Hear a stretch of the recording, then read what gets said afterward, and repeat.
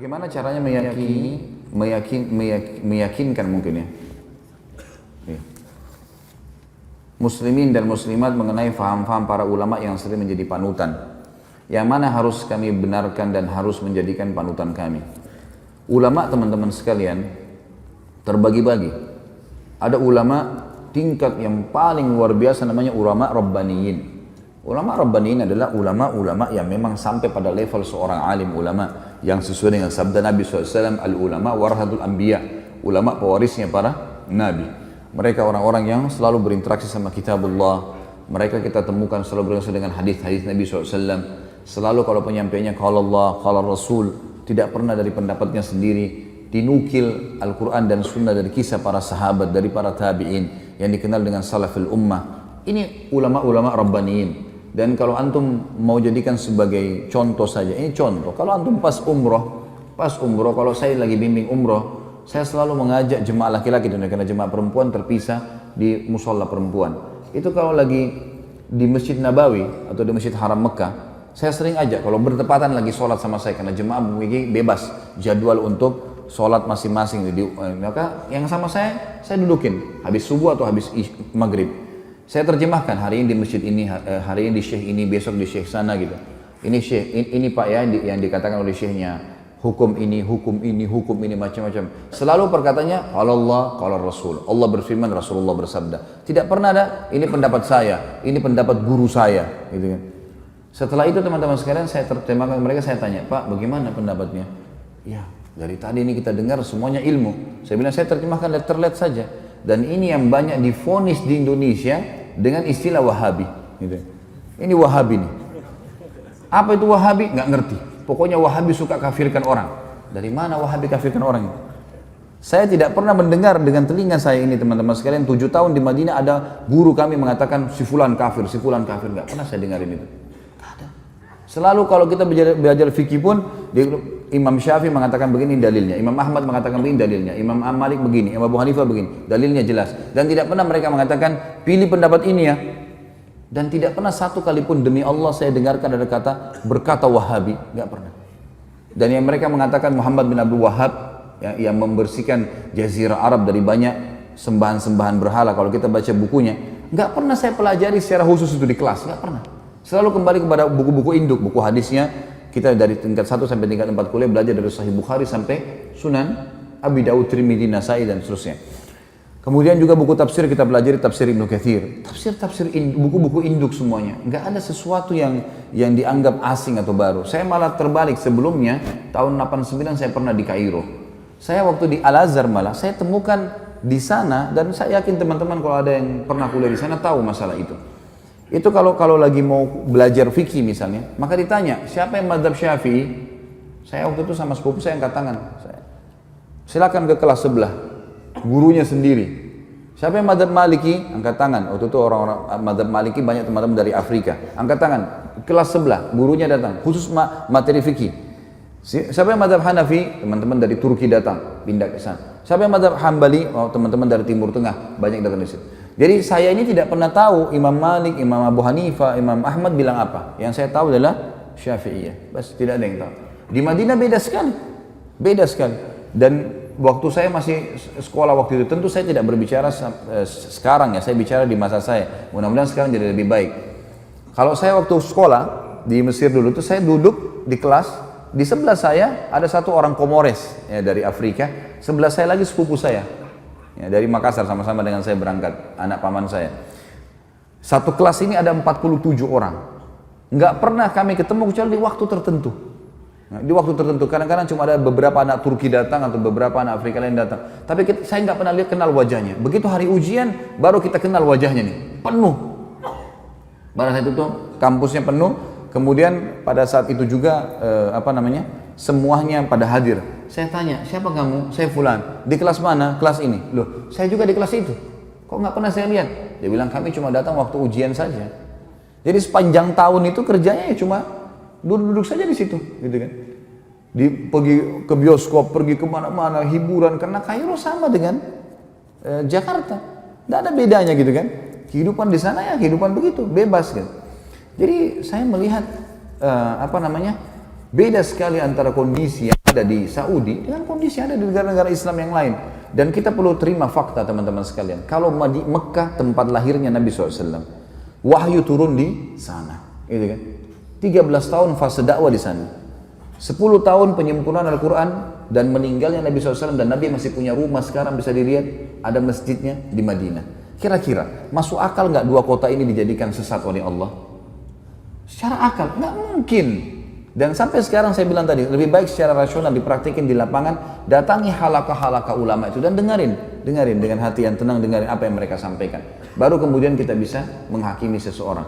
Karena saya lihat ini di Indonesia banyak sekali isu sekarang selalu dengan Wahabi. Momok yang menakutkan Wahabi. Saya sampai waktu mau pergi ke Madinah, saya ketakutan dengan istilah Wahabi ini. Karena ada beberapa teman-teman ayah saya mengatakan, hati-hati di sana, ambil ilmunya tapi jangan jadi Wahabi. Ini ambil ilmunya tapi jangan jadi Wahabi, bagaimana ceritanya? Kan saya lagi belajar di sana. Jadi setiap guru masuk saya lihat, ini Wahabi. Apa yang dia mau sampaikan nih? Ini momok seperti apa? Sembeli lehernya orang, ini kafir, kayak sudah menakutkan. Saya waktu itu ketakutan sendiri. Setelah 6 bulan saya belajar, saya lihat selalu guru datang, qala Allah, qala Rasul. Allah berfirman, Rasulullah bersabda, dinukil dari Ibnu Abbas, dari Ibnu Umar, dari ini.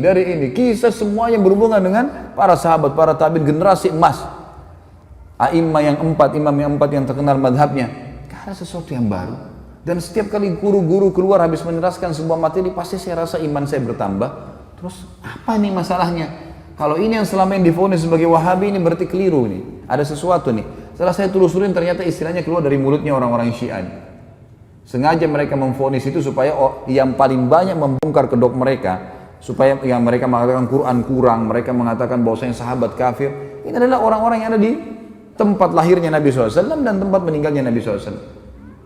Pernahkah kita lihat teman-teman sekalian, pemerintahan Saudi sekarang merusak Masjid Haram dan Masjid Nabawi?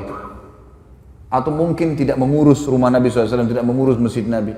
Terbalik, malah diurus, dirawat. Jemaah haji kalau masuk merasa tentram di sana, ibadah. Tentu saja pemerintahan semua punya kekurangan. Sudah saya sebutkan di sirah kemarin. Ingat teman-teman sekalian, tolok ukur kehidupan adalah masa hidupnya Nabi SAW di Madinah. Kalau di zaman Nabi SAW saja ada orang kafir, ada orang munafik, ada orang maksiat, dan ada orang mukmin. Di zaman Nabi SAW, apalagi kerajaan Saudi, apalagi pemerintahan Indonesia, apalagi semuanya gitu kan. Tetapi saya tetap mengatakan ulama ada di mana-mana. Ulama-ulama Rabbani ada di mana-mana. Artinya di Indonesia juga insya Allah mudah-mudahan ada di antara orang-orang yang kita anggap punya kapabilitas dan kapasitas untuk itu. Tentu bukan saya dan bukan antum. Ini ada orang-orang yang sudah sampai pada tingkat yang luar biasa dari ibadah mereka dan juga ilmu mereka. Mereka hafal Quran, mereka hafal sekian banyak hadis. Sampai Imam Ahmad mengatakan tidak akan boleh seseorang menjadi imam mazhab kecuali menghafal 50.000 hadis. Baru bisa dianggap sebagai seorang ulama rujukan. Makanya di zaman beliau-beliau banyak sekali kan ulama-ulama, tapi mereka belum bisa dijadikan sebagai rujukan karena memang dianggap masih sedikit. Kita kadang-kadang subhanallah baru bisa hafal 2-3 ayat berapa hadis sudah vonis orang macam-macam, gitu kan. Kemudian ikut-ikutan terbawa arus mengkafirkan si fulan, menyalahkan si fulan. Kadang-kadang kalau diingatkan perbuatan, jangan akhi, ini Nabi SAW tidak pernah lakukan, ini bid'ah. Wah, ini Wahabi ini berarti. Padahal kalau kita ikuti pengajian teman-teman yang divonis Wahabi ini teman-teman, saya sering bahasanya ini di Jakarta. Sebenarnya kami ini yang sedang berdakwah, saya termasuk divonis gitu kan. Tapi biarlah vonisan ini, semoga Allah berikan hidayah. Seperti gini, ini masjid nih. Ini masjid sudah rapi warnanya, temboknya sudah bagus karpetnya. Setiap muslim yang datang, saya sebagai pengurus masjid mengingatkan, Pak, jangan dikotorin masjidnya ya. Jangan diubah catnya, gak usah diganggu AC-nya, urusan sudah rapi nih. Udah tinggal datang sholat, seperti itulah. Nah teman-teman yang buat bid'ah ini adalah orang yang seperti masuk masjid, coret sana warnanya, tambah-tambah yang lain lah, ubah-ubah ini, pencet-pencet AC-nya. Makanya diingatkan, jangan, agama sudah sempurna, hanya itu kok. Wah ini Wahabi. Wahabi apa ini gitu. Akhirnya umat ini kayak lari dari dakwah gitu. Gak boleh teman-teman sekalian, akhirnya ini memecahkan umat yang luar biasa, terpecah kemana-mana. Baik. Kalau diingatkan, antum mau dengar, alhamdulillah. Kalau antum merasa diri antum benar, fadhal, jalani. Kalau teman-teman ini misalnya diingatkan, jangan akhi, ini karena tidak pernah Nabi SAW melakukan. Enggak, tapi ini, fadhal, silakan. Tapi ingat, di muka bumi ini kita seperti orang yang sedang belanja di supermarket. Setiap orang di antara kita boleh pilih produk yang dia mau, tapi lewat kasir. Hati-hati. Kami mengingatkan supaya jangan salah. Karena kalau ada dalil, pasti udah diterima sama Allah. Enggak ada dalil, bimbang, paling tidak ragu, kan gitu. Dan masih tanda tanya, diterima enggak ya? Nah, kenapa harus jerumuskan diri pada hal itu? Orang yang masuk pada perbuatan teman-teman yang minimal syubhat, apa kata Nabi SAW? Halal jelas, haram jelas. Di antaranya ada hal yang samar-samar. Siapa yang menyelamatkan dirinya pada hal samar-samar? Boleh nggak ya? Siapa yang menyelamatkan dirinya dari hal samar-samar, dia telah menyelamatkan kehormatan dirinya dan agamanya. Dan siapa yang menjerumuskan dirinya pada hal yang syubhat, dia telah menjerumuskan dirinya pada yang haram. Seperti pengembala domba yang bawa domba-dombanya di ladang rumput, yang rumputnya lebih tinggi dari dombanya, sehingga dia tidak tahu domba mana yang dicuri oleh serigala. Berarti dalam Islam cuma ada halal, ada haram. Syubhat pun masuk di sini. Ragu pun nggak ada dalilnya, atau mungkin lemah, ya sudahlah, gitu loh. Ini nggak langsung divonis saja langsung ini. Sekali lagi teman-teman, kalau dianggap ini adalah perbuatan, nggak apa-apalah, ya sudahlah. Jangan jadikan perpecahan umat, gitu kan? Yang ini perlu diketahui. Ini ulama yang pertama, Rabbani. Ada ulama yang memang ini istilah di para ulama waratha. Ulama waratha ini orang-orang yang terwariskan istilah ulama pada mereka. Tapi orang-orang ini tidak punya kapasitas untuk itu. Saya kasih contoh kayak kita di Indonesia kan, maaf, gelar ustadz, ya. Ini mudah sekali kan. Siapa saja bisa bicara sedikit agama, ustadz. Jadi ini semua divonis. Yang lebih unik lagi adalah, maaf jangan tersinggung. Ini orang di Indonesia sekarang ahli melintir perkataan ini. Ya. Jangan dipelintir lagi. Saya tidak singgung siapapun dan jangan tersinggung. Nggak usah tersinggung. Kalau baik terima, nggak baik nggak usah terima, kan selesai gitu. Gelar haji. Pak Haji ini pulang dari haji 40 hari alim. Dari mana alimnya nih? 40 hari memang di sana belajar, hafal Quran.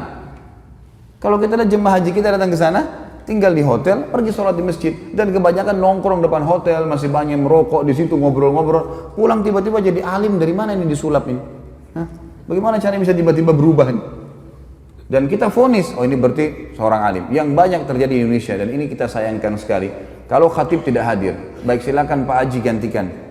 Tentu semua Pak Haji silakan, tidak ada yang larang, asal dia punya kapasitas ilmu silakan. Tapi dia naik bicara. Banyak orang di Indonesia terjadi fakta. Ya. Kemudian dia turun dari mimbar, dia tidak mau lagi mengatakan tidak tahu. Semua tahu. Dan yang jadi masalah pengikutnya fanatik. Walaupun salah. Nah ini yang jadi hal yang luar biasa. Ini namanya ulama waratha. Ada orang kakeknya kiai, ayahnya kiai, anaknya jadi kiai otomatis. Dari mana ini otomatis? Ilmu itu harus dipelajari, nggak bisa. Kan itu. Ada yang ketiga, yang terakhir, ulama su. Dan ini Nabi SAW sebutkan. Akan datang nanti satu zaman di mana umatku dipimpin oleh ulama su, ulama yang buruk. Kok ada ulama buruk? Apa maksudnya? Kata Nabi SAW adalah ulama yang memanggil umat ini pada kesesatan. Mereka diberikan julukan ulama, tapi mereka ngajak orang-orang untuk berbuat hal-hal yang dikarang-karang sama dia, buat cara ibadah sendiri, nggak butuh dengan syariat. Gimana caranya nggak butuh syariat? Kita butuh Al-Quran dan Sunnah, panduan. Nabi SAW mengatakan, telah aku tinggalkan kepada kalian dua perkara, kalau kalian berpegang teguh padanya tidak akan pernah salah selamanya. Kitabullah wa sunnati. Dan kita sayangkan sekarang memang banyak orang juga. Ini satu hal yang perlu kita garis bawahi, supaya kita paham teman-teman sekalian. Sekali lagi tidak menggurui, ya.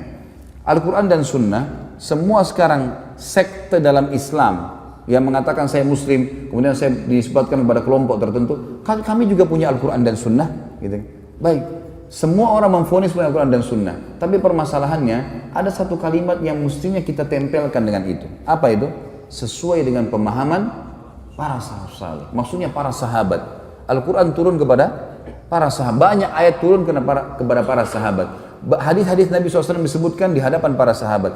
Berarti kalau kita kembali kepada tafsir, kita kembali kepada hadis Nabi SAW, lihat perkataan para sahabat. Itu yang penting. Kita sekarang nggak ayat Al-Quran kita vonis sendiri. Banyak orang-orang yang akhirnya menyalahkan orang lain karena masalah ayat dibaca, oh ini maksudnya begini, sudah selesai, dihakimi sama dia.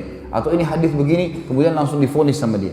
Padahal sebenarnya tidak kembali kepada pemahaman para sahabat. Ini yang Allahu alam, yang saya tahu akhirnya membuat umat ini banyak kemana-mana pemahamannya. Dan banyak di antara mereka mengatakan, itu kan zaman sahabat. Sahabat juga bisa melakukan, kenapa kita tidak? Tentu saja sahabat melihat Nabi SAW. Apalagi khulafa rasyidin, gitu kan? Buktinya Utsman bin Affan boleh buat susun Al-Quran. Dan zaman Umar bin Khattab dijadikan tarawih 20 rakaat. Siapa mereka? Khulafaur Rasyidin. Kata Nabi SAW apa? Alaikum bisunnati wa sunnatu khulafaur Rasyidin mahdiyyin min ba'di. Addu alaihi bin nawajid. Berpegang pada sunnahku dan sunnah khulafaur Rasyidin. Antum masuk khulafaur Rasyidin? Kan tidak kan? Nah iya. Mau disamain perbuatan dia dengan Utsman bin Affan radhiyallahu anhu, dari mana ini? Tidak bisa ketemu. Ada dalil menjelaskan masalah itu kan? Berpegang teguh pada keduanya walaupun dengan gigi geraham kalian. Abu Bakar, Umar, Utsman, Ali yang disepakati khulafaur Rasyidin, sunnah mereka yang kita ikutin, perbuatan-perbuatan mereka, contoh yang mereka lakukan, bukan kita teman-teman sekalian, gitu kan? Jadi kita harus jangan tarik, oh itu buktinya sahabat bisa buat, kita juga bisa buat, nggak bisa. Pada saat itu para sahabat ada masih hidup dan mereka sepakati untuk itu. Ini yang perlu kita ketahui. Allahu a'lam.